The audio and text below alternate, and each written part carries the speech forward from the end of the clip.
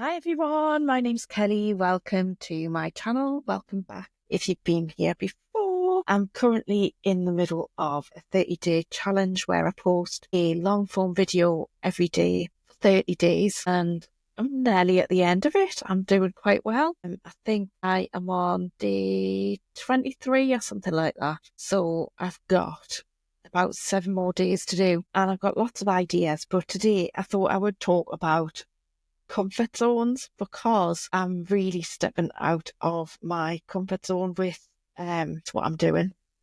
I think it was like 2 years ago I first started to do videos for social media to promote my business, and I took part in a 30-day challenge actually. And the 30-day challenge was to go live every day for 30 days in August on Instagram, which I did. And I think that got rid of that comfort zone because when I first did it, I really didn't like it. I felt really uncomfortable, but now I'm not bothered. Well, I'm kind of still out of my comfort zone if I go live. I'm going to try that again soon, actually. So when I go live, I usually freak out. But so yeah, why is it good to get out of your comfort zone though? Because that's where the magic happens, isn't it? Like, as soon as you start doing something that you're not used to doing, like, more opportunities come your way. So that's why it's good to do. So yeah, so I got past that comfort zone, got out of my comfort zone. I started doing videos, and when I started doing my podcast, I think that was outside my comfort zone as well.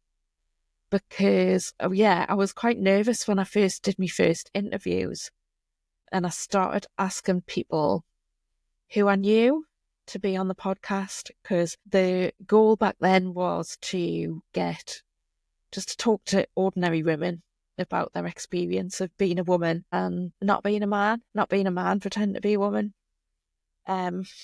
which I did. And then more recently, I've got out of my comfort zone again by asking people who've got a higher profile to come on my podcast. And at first, I didn't even think to do that because I was like, oh, well, they're important. Everybody knows them.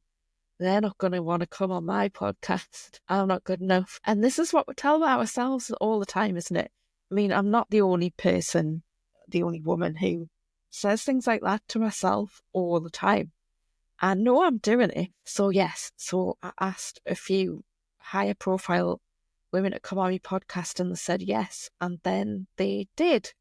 So that was amazing. So I have now got to pull it out the bag again and ask some more higher profile people to come on the podcast. So yeah, it'll be interesting to see if I do.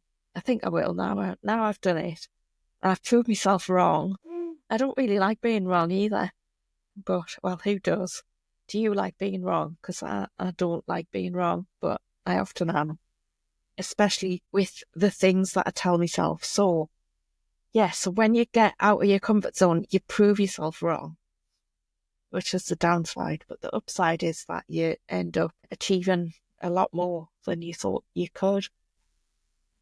I've done this lots of times in my life, though, and one of the other subjects I had to do a video on was taking action before you're ready. So I think this is something. Do we do that? Like, because when I started me podcast, like this challenge, didn't really think about it. Didn't think about what else I've had to fit in. I just went, gonna do it. And actually, it was good because I've had to juggle a lot to be able to fit it in and to commit to it. But it's made me just get on with it and record some content, which is something that I was just watching lots of other people on YouTube instead of actually recording.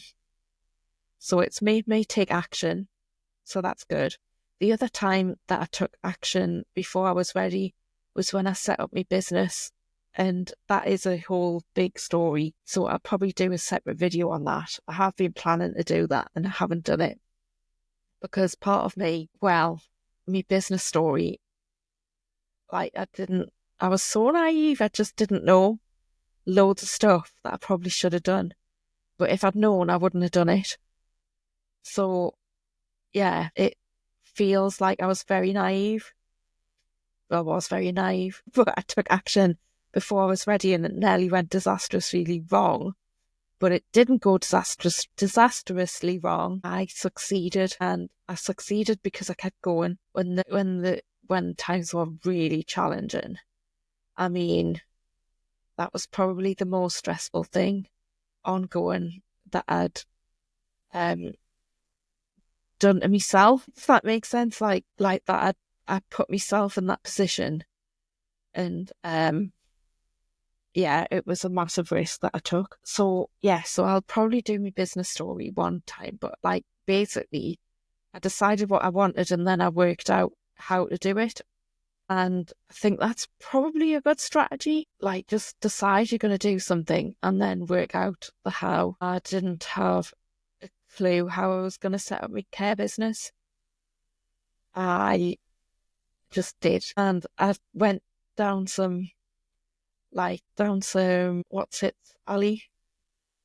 I went down the wrong track loads of times. Like, tried to do something and then it just didn't work out loads of times. Felt like an idiot. Like, once you work out how you do it, then you've like, well, why did I do that? And a lot of it, I think, is just getting out of my own way, because like, that's the biggest problem, isn't it? Getting out of your own way. Like, when you decide you're going to do something and then you like play it small and you get in your own way and decide that you can't do something, so you'll try it, like, and you'll go like that. Instead of just going like that, you go like, I feel like I'm doing a dance now.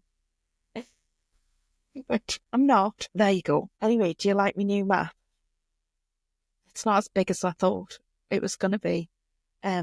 But basically, I'm interviewing people from all over the world and they tell us where they're from and I haven't got a clue where it is. So I thought I better get a map so I can look it up. And yes, my husband's been laughing at me. I was like, oh, is that where New York is? And he burst out laughing.